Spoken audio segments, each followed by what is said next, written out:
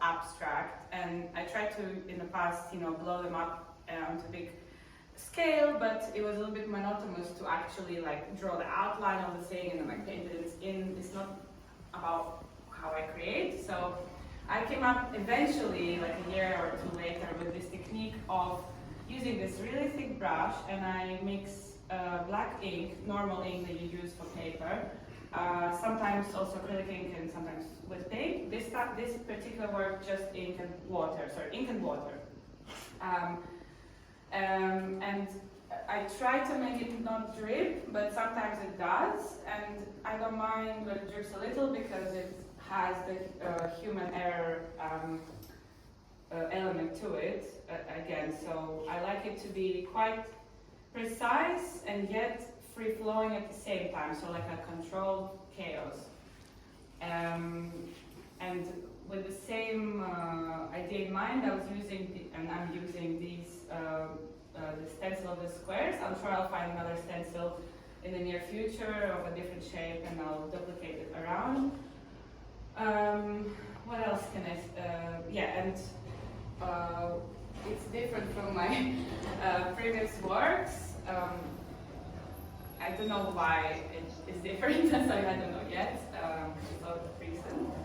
But I think, like with this work here as well, I left it without any other colors, just as an experiment. It has more tranquility to it, and more of a high-end chic, if you will, and yet also has some, it's not perfect. It's not perfectly primed. It's not perfectly, aligned. It's a little fucked up here and there, and it's okay because we're growing, we're learning. It's all good. So yeah, if anyone has any questions, I can maybe answer those. It's easier for me. If not, I can. So the question is this abstract art, and why? Oh God. Sweat right in there, didn't you? So it is abstract art. However, it is me painting from life, but still life, like how we would think of like a still life in front of you in the 3D reality and paint to copy it. The same for me, but with my synesthesia. So I see some shape or something in my head and I paint it. Also, it's a dance between what I see in my head and also what is already painted in front of me. So sometimes I paint something that I don't see in my head. I stand and I just go whatever my arm does, and then I take a step back and I'm like, oh, and then I add something else, and it kind of forms connecting. So I was thinking this, so the 5D reality is shadowing the 3D reality, or whichever one is, each of them shadowing each other, or enlightening each other, or whichever way you want to see it. So it is realistic in the sense that a lot of it I see in my head when I hear music, or color, shape, anything like that. So, but yeah, it's abstract, as in it doesn't represent anything pictorial, figurative, recognizable.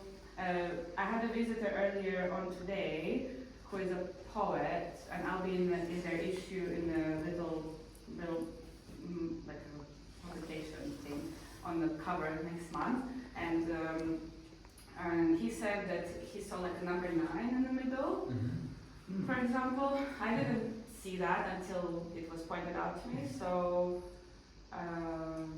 some elements are somewhat realistic in that sense, but it's like those. I can't remember now the reference because I'm ADHD, sorry for that. But yeah, so basically everyone can recognize something, whatever they see in the abstractions. But it is heavily influenced by music, always, every second of my existence. Yeah. Okay. Okay. Question, because and I kind of want to go back to the difference in styles that's so obvious between works like that over there and something as new as this. And kind of integrates two things, because you did say synesthesia was always a big part of your creative process, right? And now you just mentioned that very much of that has to do with the way that allows you to visualize the music that you interact with. But it's also, I'd imagine, this is speculation, correct me if I'm wrong, it will mirror states of mind that you're in. So when you look at that, that's obviously very rich in detail and very colorful and very dynamic, and this is, you know, kind of much more minimal and much more reduced to something that feels essential. I don't know if that's true. I'm having a guess. But can you maybe explain or tell us a little bit about that transition? Was there any change in your state of mind specifically? Was there a difference in the way that you decided to integrate synesthesia in these various pieces? Did it have anything to do with the fact that all of a sudden this is much bigger? It's almost double in size compared to one of your previous works, which was also like very much on the big end. Yeah. Can you tell us about what happened that prompted this? A lot of questions.